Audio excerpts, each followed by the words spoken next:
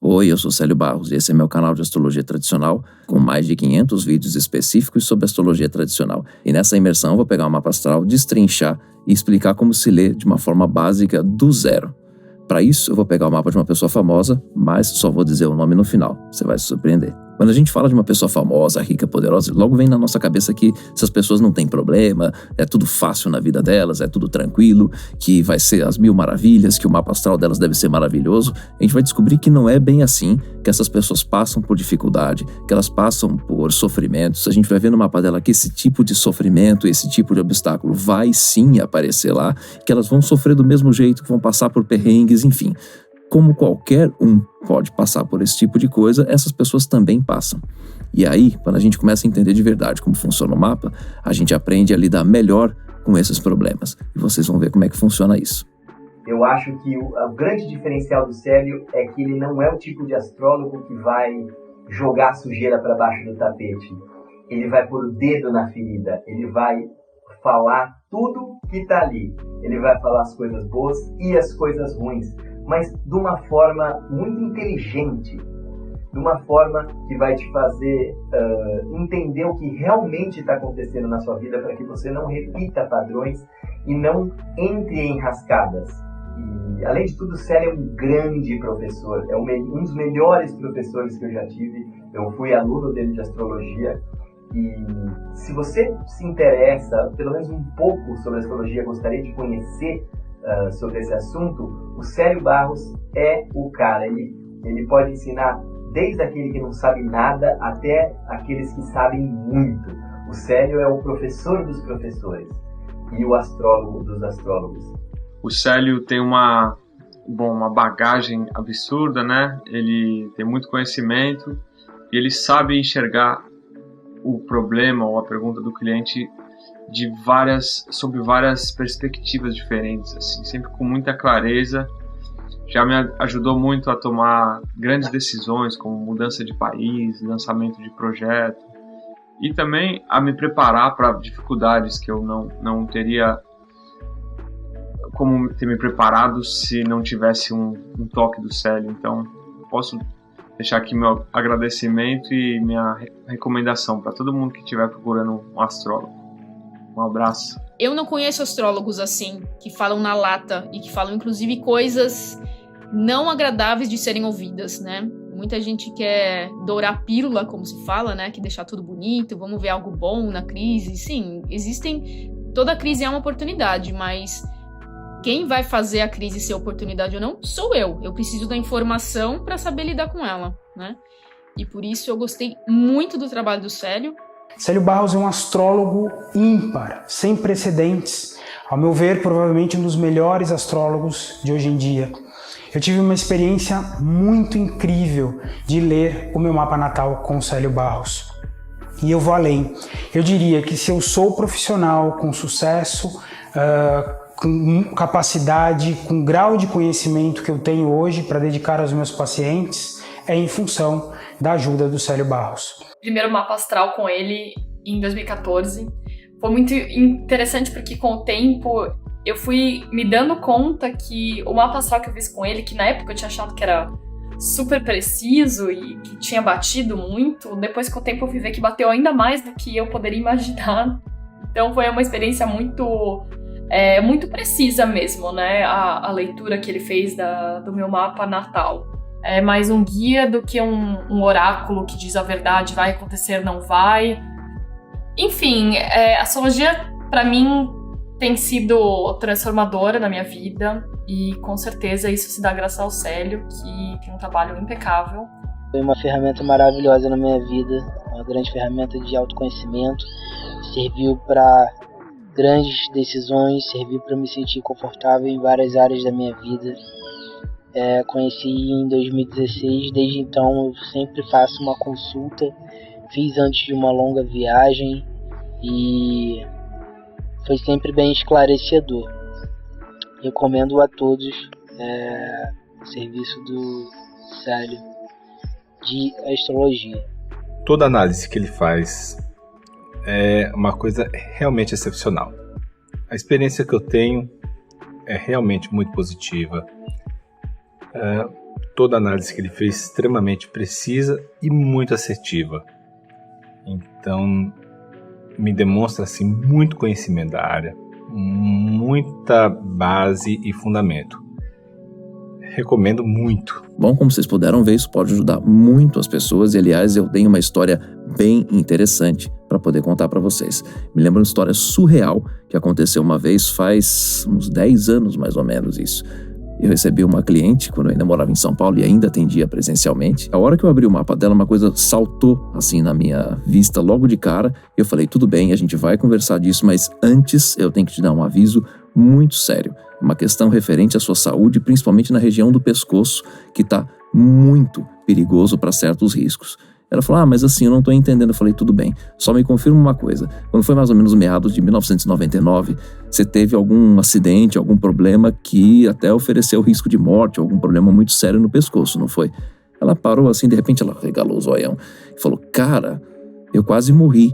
Eu estava num táxi, a gente estava andando numa estrada cheia, mas estava andando bem. De repente o caminhão que estava na frente parou com tudo e o motorista, um lapso de segundo, ele distraiu. Eu consegui berrar com ele para que ele parasse. Ele pisou no freio com tudo, deu tempo, óbvio, mas assim, não tanto tempo assim. Aquela barra que fica atrás do caminhão destruiu o para-brisa e parou a meio metro do meu pescoço, quase que eu fui decapitada. Eu falei, exatamente isso. Esse tipo de risco, ele continua no seu mapa e ele vai trazer situações de perigo em certos momentos da sua vida. Então, o que a gente faz com isso? Não é para você entrar em pânico e ficar trancado em casa. É para você saber que esse tipo de risco existe, para você proteger muito mais o seu pescoço do que o normal. Daí que eu me toquei que era julho, mais ou menos, julho, agosto de 2011, estava frio.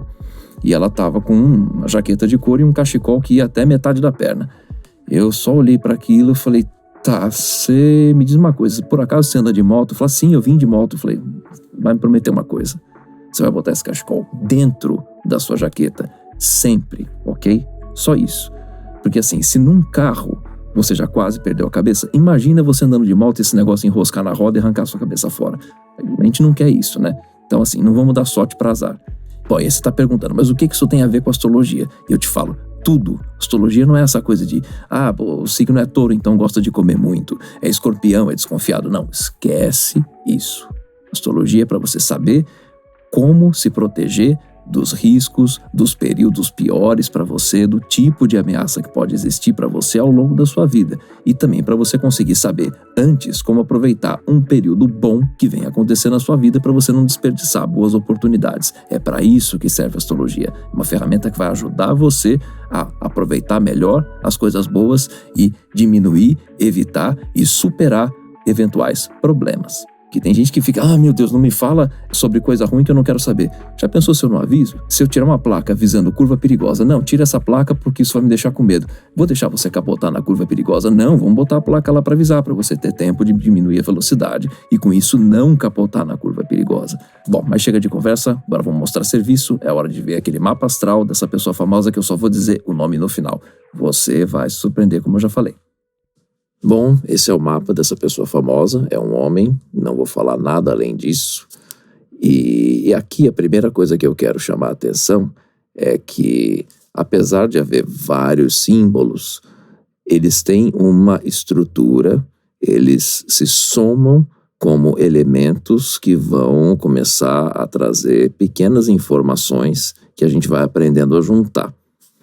A primeira coisa que eu vou comentar aqui para quem já conhece alguma coisa dos símbolos dos signos, que são esses desenhos que estão aqui na borda, em volta, do lado de fora, no círculo externo, você vai ver que tem os 12 signos aí dentro. Sim, todos os mapas têm os 12 signos. Então não adianta a pessoa falar, meu signo é Áries, ou meu signo é Câncer, ou meu signo é Virgem.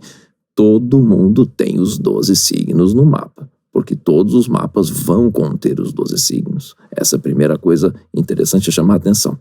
Bom, a gente vai ver que tem os símbolos externos, tem símbolos intermediários, tem símbolos dentro dos mapas, tem 12 setores no mapa, que são 12 casas, tem os 12 signos, mas como é que a gente vai lidar com esse monte de coisa? Como é que a gente vai somar esse monte de elemento? Como é que essas coisas vão conversar entre si no mapa? A ideia é sempre fazer como um processo que eu chamo de descascar a cebola. Ou seja, passo a passo, que nem levantar uma parede, tijolinho por tijolinho. Não pode ter pressa, tem que curtir o processo da coisa. Aqui, lógico, vou fazer uma explicação simplificada, vou fazer uma análise rasa até, porque isso demanda tempo, mas a minha ideia é conseguir passar uma primeira imagem, uma primeira impressão de como funciona um processo de uma leitura de mapa dentro da minha técnica de trabalho, que é baseada na astrologia tradicional. Uma coisa interessante a mostrar aqui, essa linha vermelha horizontal, que cruza o mapa horizontalmente, essa linha vermelha aqui, ela é a linha do horizonte. Ela indica que tudo que estiver acima dela está visível no céu. Tudo que estiver abaixo dela está para baixo do horizonte. E o lado esquerdo, que é por onde começa o mapa, é a linha do ascendente. O lado direito é a linha do descendente. E o nome é simples, ascendente porque está ascendendo no céu, nascendo no leste. E descendente porque está se pondo. Sem grandes detalhes aqui, vamos direto ao ponto. O que a gente vai ver no mapa dessa pessoa se a gente não sabe quem ela é? Como é que a gente vai conseguir provar que ela tem talento ou não tem? Esse é o primeiro ponto que eu já quero botar na parede. A gente não vê talento no mapa, a gente vê facilidades e dificuldades. Resultado, a gente consegue e alcança com esforço certo, com técnica, com treinamento, com boa orientação. O que o mapa muitas vezes vai indicar é uma facilidade ou dificuldade para seguir esse tipo de caminho. Mas a dificuldade não é um impedimento, exceto em raras exceções quando você tem um acúmulo de dificuldades ou um acúmulo de facilidades. Mas um acúmulo de facilidades ainda assim é que nem um terreno ótimo, super fértil ou melhor semente. Se você não plantar, ela não vai nascer. Então tem sim que ter um esforço para as coisas acontecerem. Ok, vamos partir para o mapa. O ascendente é o ponto mais importante de um mapa astrológico pela visão tradicional. Esse ascendente está no signo de Escorpião, ou seja, nesse setor, você vai ver que é esse desenho aqui à esquerda, que parece uma letra M, com um ferrãozinho apontando para cima. Depois vem na sequência Sagitário, Capricórnio, Aquário, Peixes, Áries, Touro, Gêmeos, Câncer, Leão, Virgem e Libra. Sempre seguindo essa ordem. O ascendente está ali em Escorpião, mas isso por causa da hora que ele nasceu. Se ele nascesse alguns minutos mais tarde, o ascendente já seria Sagitário. Bom, o que acontece aqui? A gente vai atrás do dono do ascendente e de quem está morando lá dentro também. Reparou que tem 12 espaços no mapa? A gente chama isso de casa, assim como os signos também são casas. Só que os signos antigamente eram chamados de casas celestes e as casas que hoje a gente conhece como casas, chamadas de casas terrestres. Para simplificar, a gente chama de 12 signos e as 12 casas. Bom, o signo de Escorpião está abrindo a primeira casa.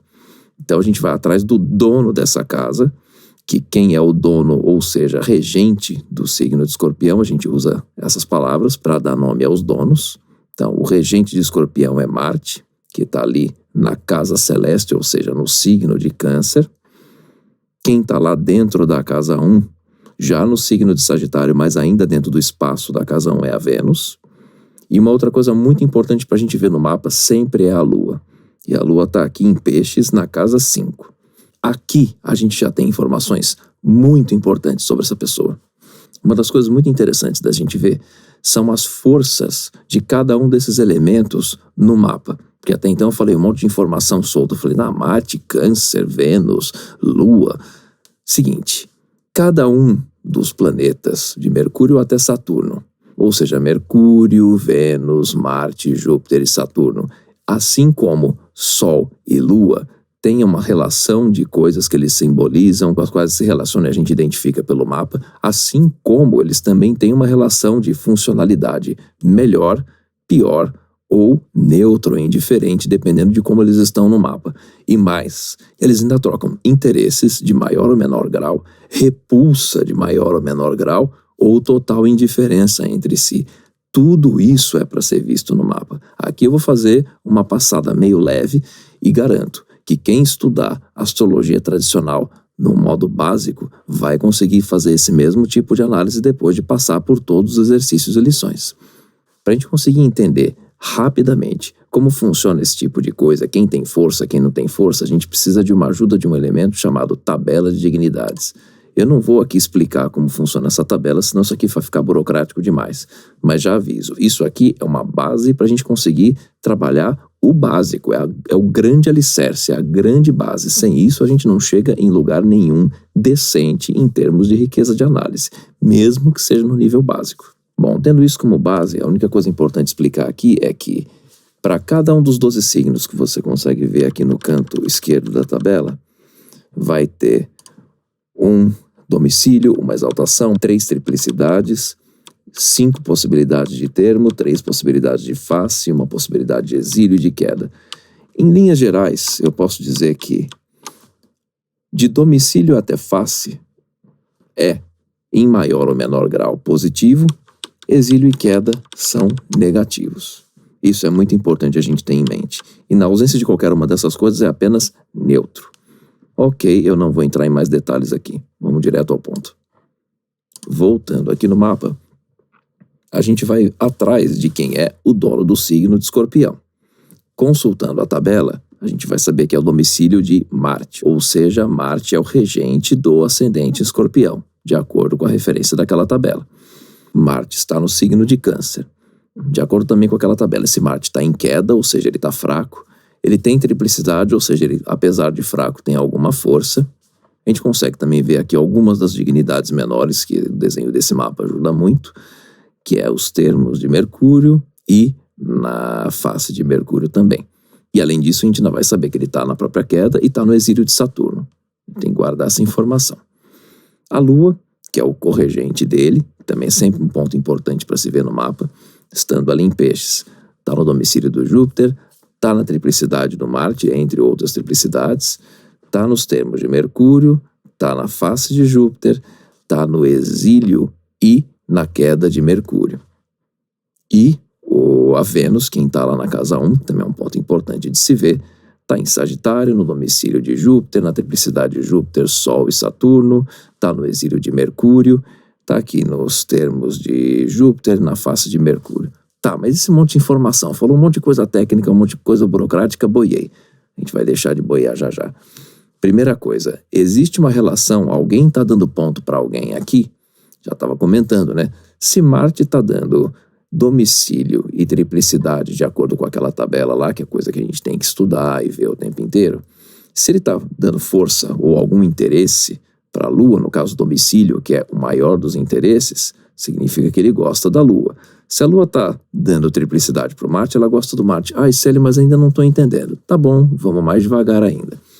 Primeira coisa, o Marte está forte? A gente já viu que não, ele está em queda. Então, o regente do corpo físico tem dificuldades, traduzindo para o português? Tem, mas está na triplicidade. Então, apesar das dificuldades, ele tem alguma força para vencer as dificuldades. Mas poxa, isso está contraditório. Não, não está contraditório. Significa que ele tem dificuldade, mas ele tem alguma força para superar essa dificuldade. Ou seja, apesar da dificuldade, com esforço ele consegue superar. Não é aquele monte de dificuldade que a pessoa está só enxugando o gelo, que ela faz um esforço brutal para conseguir só um resultado mediano. Não, ela consegue chegar em algum resultado, mas às custas de muito mais esforço que uma outra pessoa que não teria esse tipo de condição no mapa. Bom, a Lua, comentei aquele monte de dignidade e tal, vamos simplificar um pouco mais.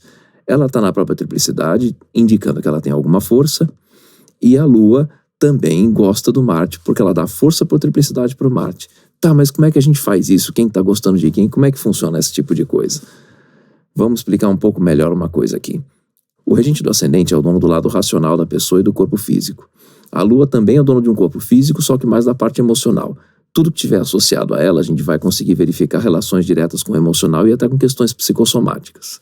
Se existe uma conexão entre a Lua e o Marte, como eu expliquei agora rapidamente, significa que essa pessoa consegue, sim, com a ajuda de um olhar mais reflexivo acerca das próprias emoções, ela consegue alcançar ferramentas internas, emocionais, como um ponto de apoio para conseguir superar as dificuldades eventuais físicas que ela venha a ter, ou mesmo racionais, ou mesmo limitantes do seu entorno, etc.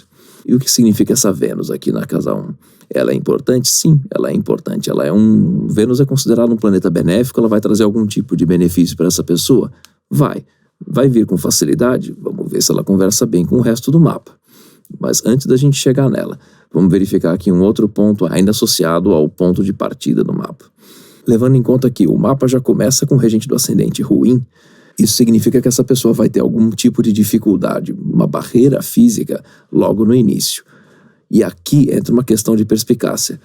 Nem todas as pessoas que dão de cara com uma barreira, elas desistem ou se acomodam. Muitas das vezes as pessoas usam isso como um empurrão para dar mais energia, para se dedicarem mais, para se superarem mais, porque elas se sentem em desvantagem quando olham comparativamente para o entorno. A gente sabe que o ideal não é a gente se comparar com o entorno, mas, óbvio, isso vai acontecer em maior ou menor grau. Então, nesse sentido, com certeza isso vai ajudar bastante se a pessoa tiver esse olhar para a vida.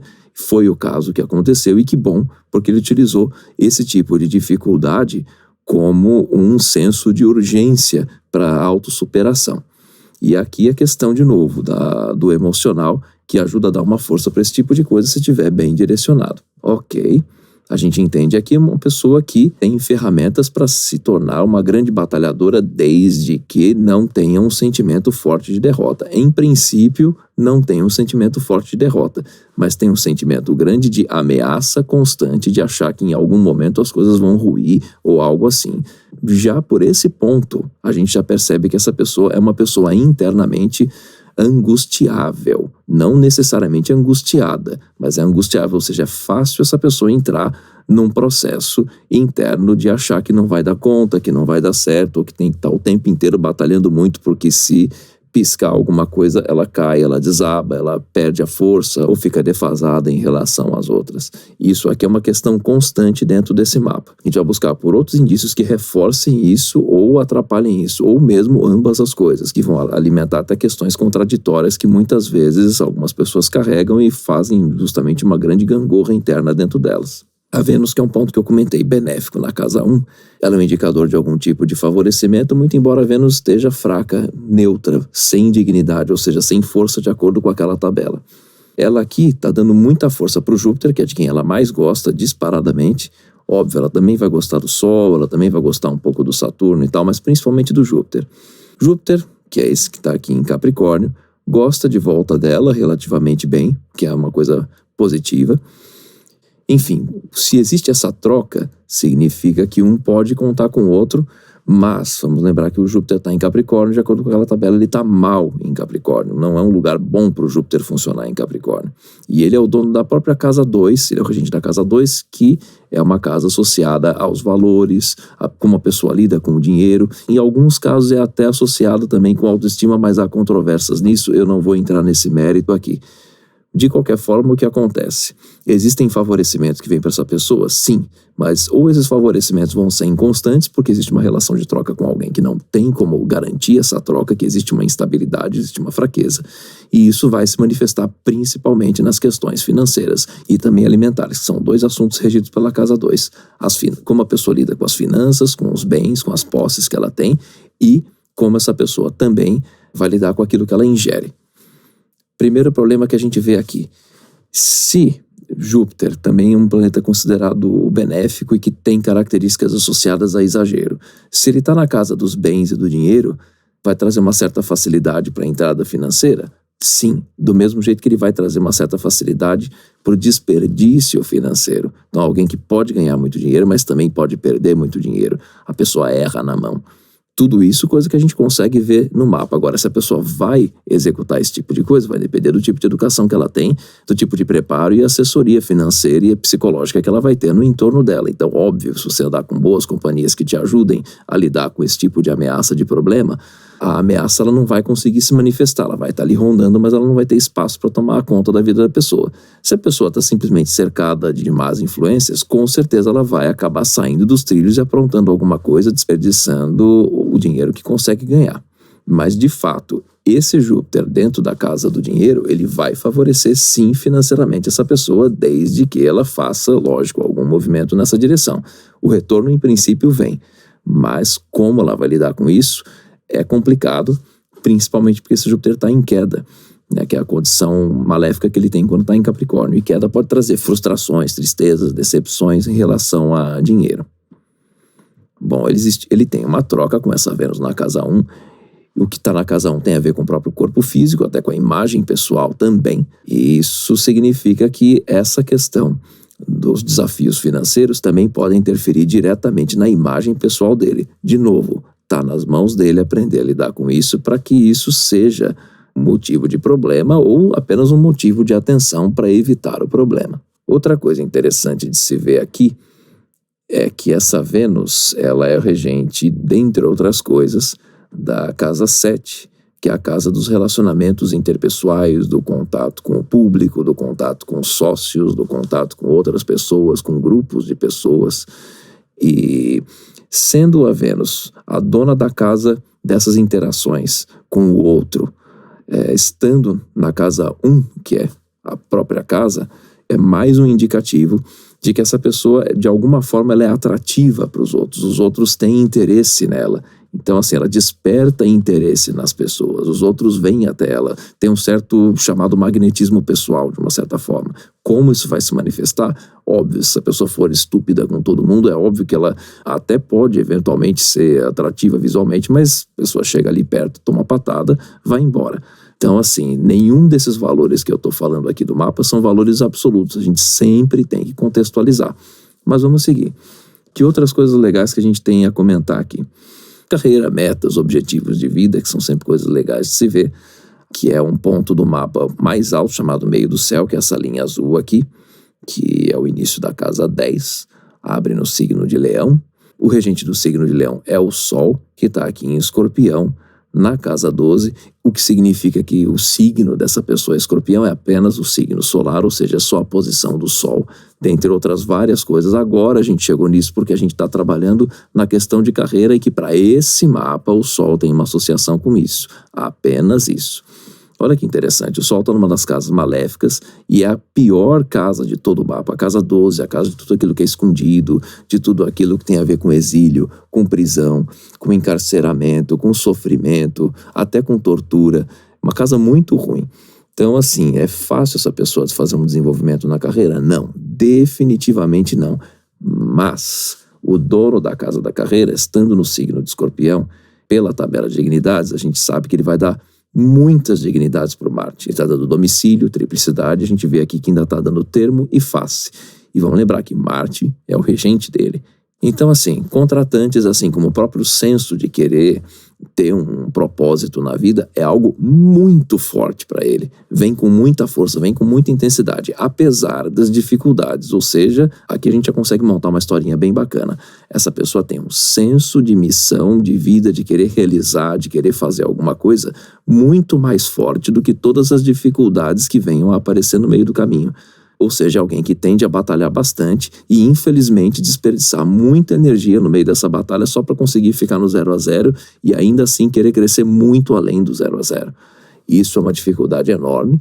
É uma pessoa que tem o potencial para realizar muitas coisas, mas vai gastar o dobro, o triplo de energia que outras pessoas que não têm essa característica no mapa gastariam.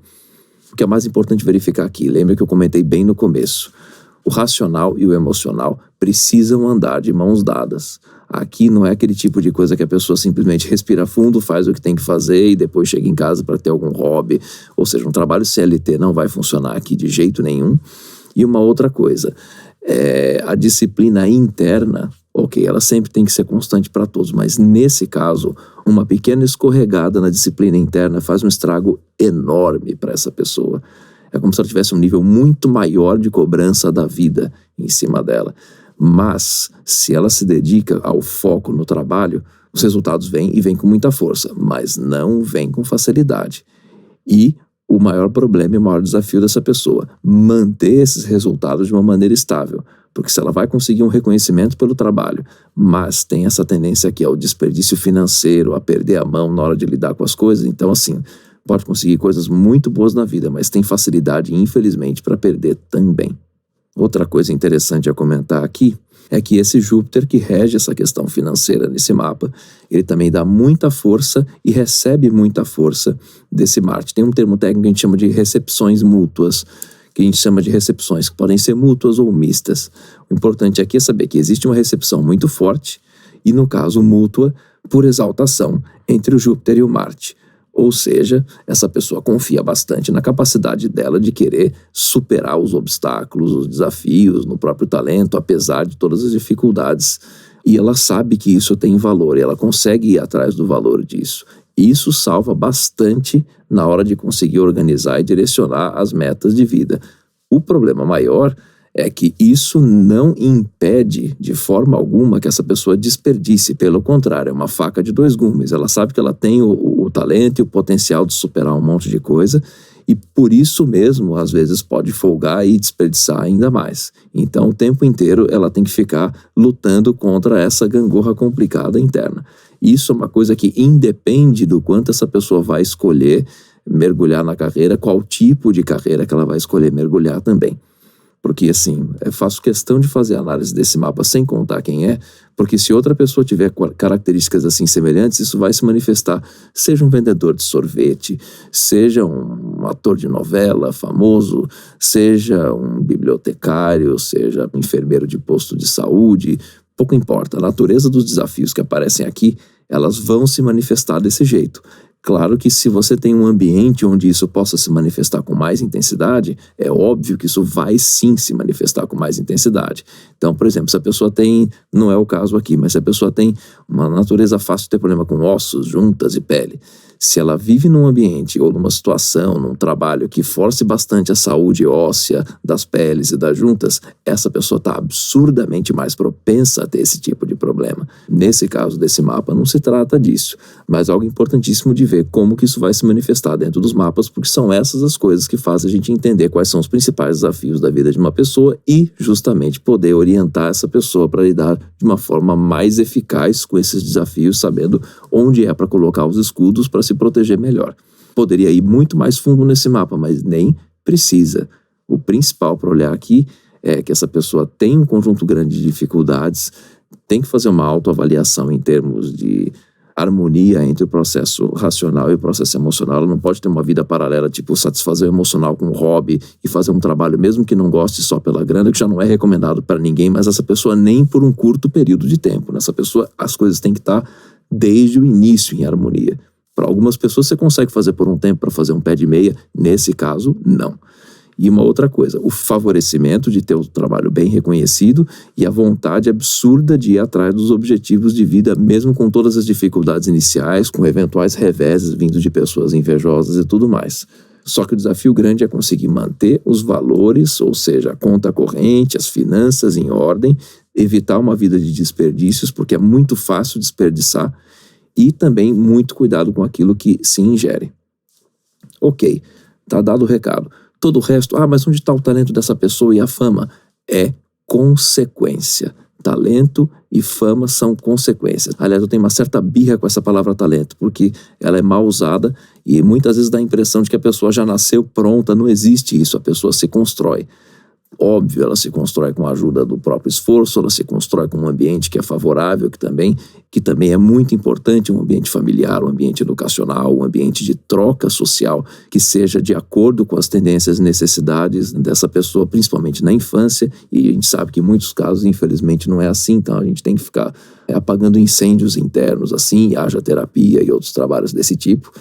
E a ideia da astrologia é ser exatamente uma referência para falar, olha, aqui você está dando murro em ponta de faca, aqui está fazendo algo mais interessante para poder gerar os seus resultados, continua, e é normal, a ideia é apertar alguns parafusos, fazer alguns ajustes e alinhamentos para que a pessoa saia mais lúcida de saber como que ela vai lidar com esse conjunto de tendências.